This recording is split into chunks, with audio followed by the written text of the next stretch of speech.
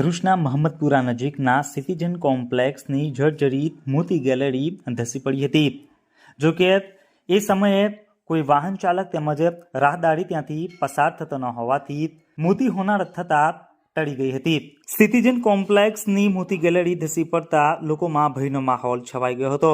ભરૂચ નગરપાલિકાનું જર્જરિત ઇમારત મુદ્દે નોટિસ આપવાનું નાટક સંખ્યાબંધ નિર્દોષોનો ભોગ લઈ શકે છે।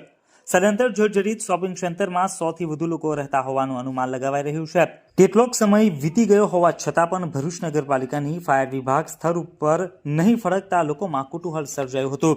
જર્જરિત ઇમારત મુદ્દે મકાનો ખાલી કરવાની નોટિસ આપવા છતાં લોકો જોખમી મકાનોમાં રહેતા હોવાના અહેવાલો સામે આવી રહ્યા છે।